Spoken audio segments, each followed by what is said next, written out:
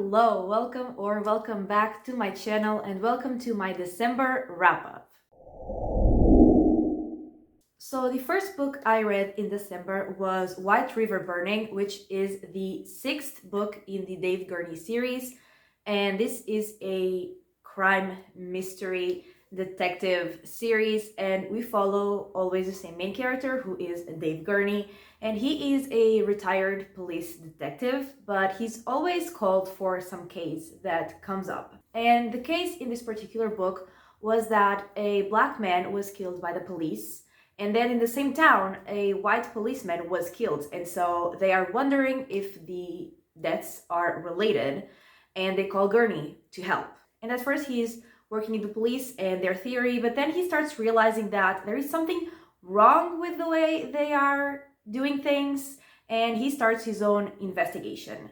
And I have kind of mixed feelings about this book because, I mean, the investigation was fun and I do love Gurney, but like my favorite character was barely in this book, and also I'm not sure I liked the reveal, like how the mystery was solved. And also, like, another character that I usually like, I'm not sure I liked some of her actions, and so I am kind of confused. But most of the book was Gurney trying to solve the mystery, and that was very fun. I had a really good time with that, and so I give this one 3.5 stars. Then I read Belladonna, which was the first book in a series also called Belladonna, and it was fantasy, and we were following Signa, who was 19 years old, and she could talk to death, and she could talk to ghosts, and she couldn't die because she could be on the verge of death, which was when she talks to death and to the ghosts, but her body would just heal itself quickly and she would not die. And like I said, she was 19, and when she turned 20, she would gain an inheritance that many relatives were interested in. So she kept living with many different relatives who just ended up dying. And so in this book, she moves to a new relative's house, and in that house, there is sort of a murder mystery going on. So that murder mystery actually ended up taking most of the book, which was not what I was here for. That is not why I was reading this book. So I was kind of bored, especially because I didn't really care. And then the thing about Signa's powers and talking to death and the ghost and all of that, that was what I was interested in for this book, but I feel like I didn't get enough. And then there was also a romance, which I didn't like either, didn't care about. And there was also the question of someone's identity, but I thought it was pretty obvious from the start who that person was. So again, not interested, not intrigued. I was just mainly bored, except in the very last page of the book. That was like the most exciting thing that happened. And so it gets an extra 0.5 stars because I was just wow. And so I'm giving it 2.5 stars. Next, I read Cloud in a Cornfield 2, Frendo Lives, which was a horror slasher and the second book in the Cloud in a Cornfield series. And honestly, I remembered nothing from book one. I just remember that I had really enjoyed it, but apart from that, I remembered nothing. And honestly, I would have liked more recap than we got because it took me a while to get back into the story and who everyone was, and for a while there I was just very confused, but eventually we got there and I knew what was happening. And we followed some characters from book one and also some new characters, and it was very fun. But if I really think about it, the whole concept of what was happening is just people being insane and out of their minds, which, I mean, it was entertaining, but insane. But it was fun. I had a good time with it and I gave it 4 stars. Next, I read My Best Friend's Exorcism, and this was a horror book and it was set in the 80s, and we were following Abby and her best friend Gretchen, And we followed them basically since they met and then just them growing up together. And we saw their friendship develop. And there were also two other friends whose names, honestly, I forgot. And I mean, what happened is basically like what it says in the title, My Best Friend's Exorcism. One of them was possessed by a demon, and the other was trying to get the demon out and get her friend back. And we saw like the whole process of her figuring out that there was something wrong with her friend and then just figuring out what it was. And we did see the exorcism itself, which honestly was my least favorite part of this book. Like, I really loved the creepy things before. I really loved to see these girls' friendship.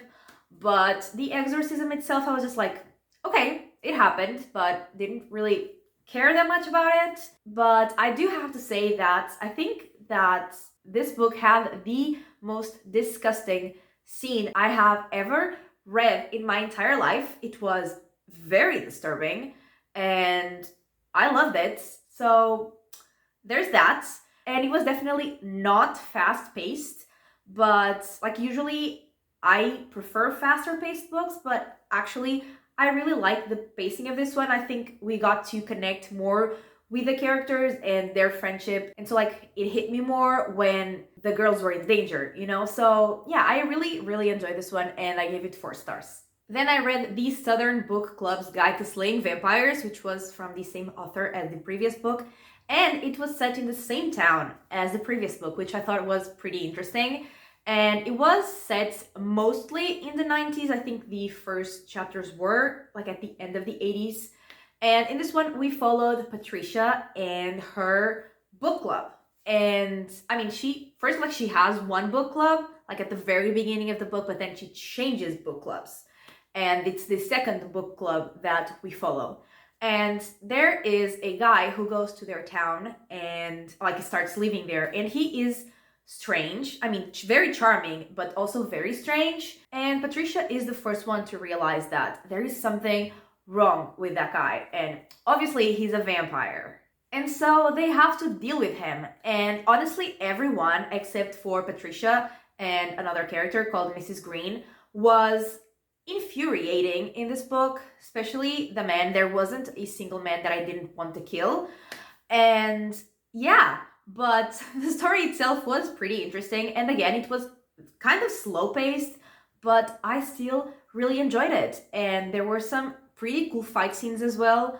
And had a lot of fun with it. And also gave this one 4 stars. Then I read Towers of Midnight and A Memory of Light, which were books 13 and 14 in the Wheel of Time series, which is an epic fantasy series. And yeah, these were the last 2 books. And obviously not gonna get into the plot of these because books 13 and 14, but I love them both so much.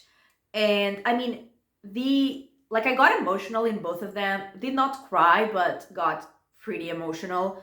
And I feel like that's because the characters were just so cute and their interactions were adorable. And my 2 favorite characters were absolutely iconic, especially in book 13.